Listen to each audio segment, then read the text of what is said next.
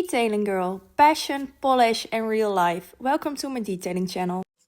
Here is part 2 of the Toyota, the full scratch repair tutorial. I hope you guys like it, and if you've got any questions, don't hesitate to ask me. And I also did a lot of work in my studio. Look, my ADBL wall is done, and also completely cleaned out my closet and made everything perfect. So really, really happy with this. This is so satisfying for me. Yeah, that's what makes me happy. So what I talked about with the client about this scratch if I can't get it nice, he's gonna go back to the dealership and they're gonna repaint the door. But of course we don't want to repaint the door on a new car. But I'm afraid it's not gonna be a really nice one to get out because I don't think polishing will be enough. And if I'm gonna do a lay-in, it's like the metallic of this color is really narrow together, or how do I say it? It looks like it's a flat paint, but it isn't. It has metallics in there, but still, yeah, I'm afraid I'm not gonna get this nice. But I'm gonna give it a try. Let's see how it works. Then I'm gonna send a photo to my client, see how he thinks about it. If he likes it, then I'm gonna coat it. If he doesn't like it, he's gonna get the door repainted, and I'm just gonna do the whole car, and then the door comes back. So let's hope I can do something for him. So it is a bit in a tricky spot and you can hear my nail get stuck in it. So I'm gonna measure the paint. And as you can see, it's 127 microns. Well, it is in a bit of a tricky spot because I have here the angle. So I need to tape this off just to be safe. And I'm gonna do a lay-in, gonna try if I can make it better and not noticeable. But yeah, I am afraid I'm not gonna get it perfect, but we can always try to do this. So let's hope we can get it nicer and if we can help the clients. So first I'm gonna start by cleaning the scratch, because if you don't clean the scratch proper enough, yeah, you're gonna have some problems when you're gonna put in the touch-up paint. I really, really, really hope this is gonna work. Well, the easiest way to get it straight on there is by just simply taping off next to the scratch really close. Make sure it's like extremely close to the scratch.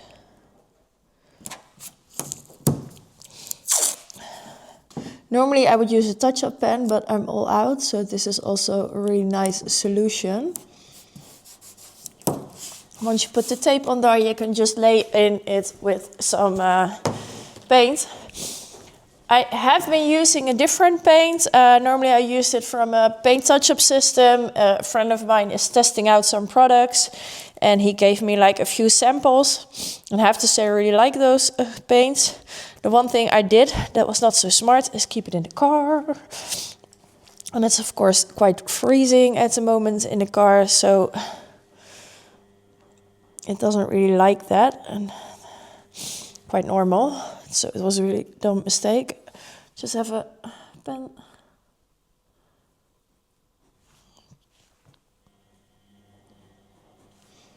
I work really small like this, and these are like really cheap, how do you say it? Pencils? Or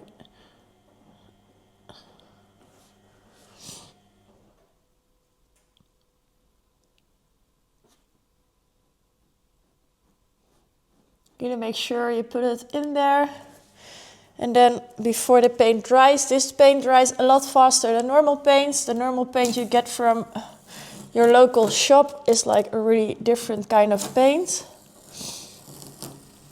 So you can see it's a bit on there, but that's really also what I want, because then I can sand it in there and get it nice. It does sink in a bit, I see. Normally it doesn't do like this, but I think because I left the paint outside, yeah, it's not in its best form at the moment.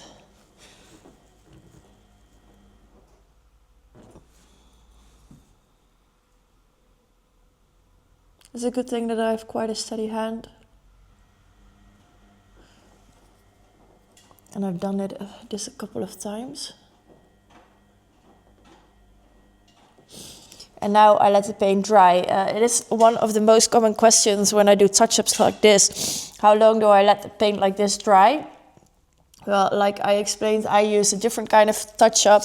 This is not the touch-up that you get from your local paint shop. And then it's mixed with clear, so don't have to add any clear on the end. It's dries a lot faster, so for me it's like a cup of coffee. I like to wait like long enough, because if I don't wait long enough, I can just sand it out. So for me it's really important to wait as long as I can possibly can. So what I'm gonna do, I'm gonna work on the rest of the car. I still need to do the one-step polish, so I'm gonna do the one-step polish, let this dry, and then when I'm done with the one-step polish, I know I can get back to this, sand it down, and then polish it and see if it's gonna work. But the longer you wait, the better it is. The faster you're gonna work. It's like really, yeah, stupid for yourself also a bit, because if you're gonna work really fast and I wanted to sand this in like an hour, it is possible that I'm sanding just out of the paint out of the scratch and I can start the whole process again. So waiting like an hour more than you possibly would is a lot better, because then you know you're safe and you can do the sanding. So we're gonna let this dry, do the one-step polish, and cut back to this later. So I waited quite a while now. I coated all the rims, put them back on the car, so I think it's dry by now. What I want to do is, of course, tape off the edge, because better safe than sorry, and edges for me are just like a bit dangerous. So I'm gonna do it like this. I have the 2000 and the 3000. I use the Tollekot blocks from Kovacs for this, and also their sanding paper. The nice thing is these are like a color coordinated, so the green one is the 2000 and the black one is the 3000. I don't want to be taking off too much, so starting with the 2000, making a small sanding spot, and then the 3000 I'm gonna make a bigger sanding spot.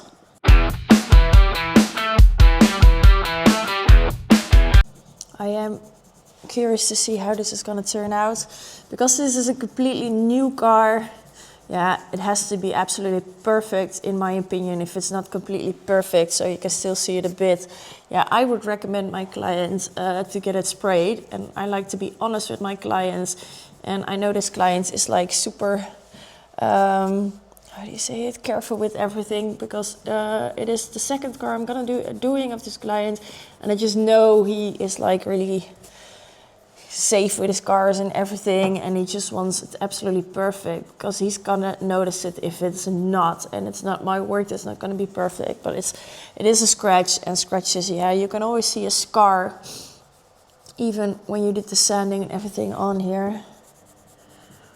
Because I'm dry sanding, it has to be, you have to keep your sanding block and everything really clean, because the dust can clog up a bit. And by keeping your sanding paper and your sanding spot super clean, you know you're gonna work safer. Because if you have dust or anything clogging up in your sanding paper, you can make some really deep scratches in there, and the scratches you put in yourself are really hard to get out. The scratches you make by sanding are different than if there's something in your sanding paper. Well, I think I'm there. Still feel it a bit. Also don't want to sand up too much, because if you sand up too much with polishing, it's not going to be nice. It's finding that line between not too much and just enough. That's really something you have to do a lot of times, the sanding, and then you can see it a bit. And it always is a risk. Every time you're gonna work on a car by sanding and anything, it will always be a risk, and you always have to inform your client of this.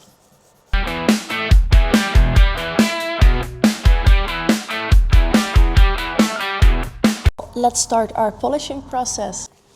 I'm gonna use the Orbital polisher, a heavy cut and a little foam backing on my wool pad. Why don't I use a rotary for this? Well, because I didn't do much with sanding. I don't think I need the power of the rotary, and I think this will be enough. And it is a new car. I don't want to take off too much of the paint, so I'm gonna work safe. I used the hard cut from ADBL. I really like this polish because it doesn't give me much dust, and it still has a nice cut in it. And this machine is like super easy to use, and you will also hear it because it has almost no sound, so I really like working with this one.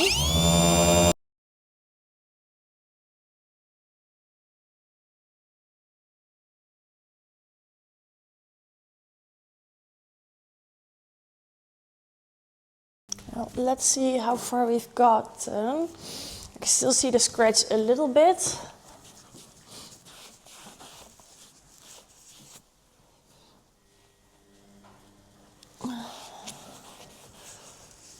But it's turning out quite nice. Even,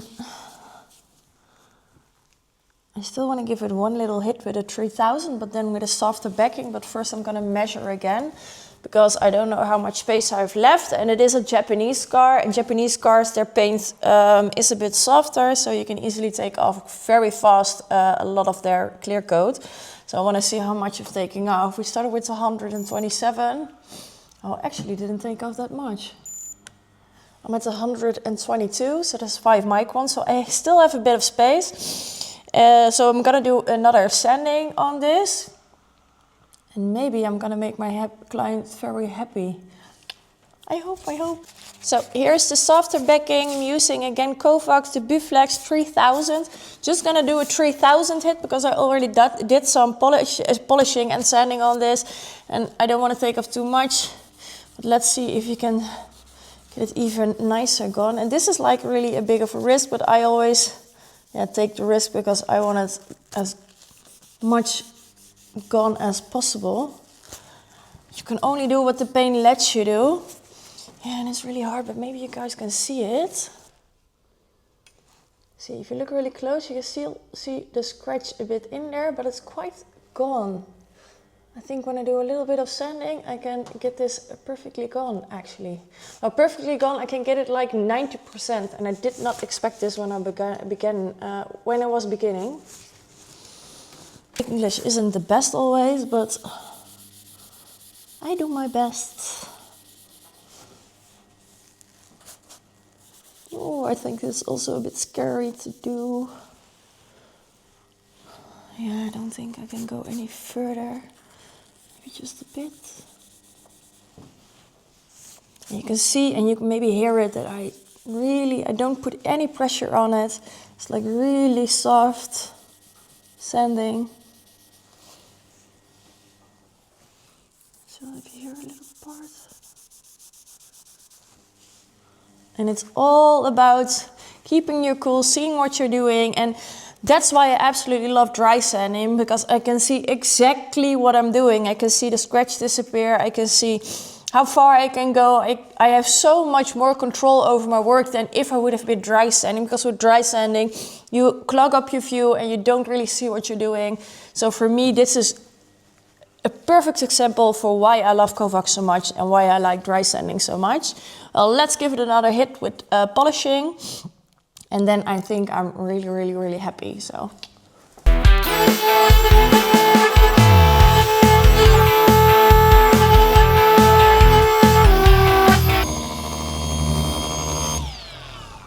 I find it really scary to do things like this because, oh my God, you can always go wrong. And I still haven't gone wrong, luckily. But now I did with the heavy cut, I can still maybe make it less visible with a foam pad. And for the foam pads, I'm turning to, I think, a pad of ADBL. Kovacs has also really nice pads, but I think they're just a bit too heavy for work like this. And I want to do it with just a simple polishing pad. This is a normal polishing pad, so it's not like a cut in there. But I think this can maybe give it that last little on the scratch, and I can make it nice. Almost had my braid in there. And I know it's one thing you guys always warn me about, but yeah. So. I don't use too much power because, yeah, you already did some sanding on there, you did some polishing, and it is paint, it is microns, we have to be careful, and it can just be seconds and you're gone through it.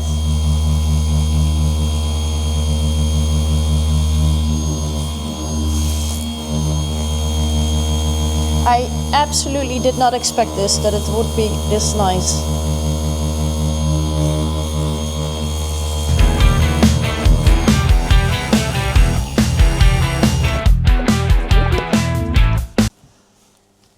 Wow. It's still there, you can still see a bit of the scar, but for the rest it's like a really nice outcome that I did not expect. Let me show you guys. So it's absolutely, now it's 90% perfect. If you look really close, you can still see a bit of the scar, but it's also on the lift still, the car. See, so it's on eye height. And if I put this car down, we have a really, really, really nice scratch repair. So I'm happy. Thank you for watching and don't forget to subscribe. See you guys next time. Bye.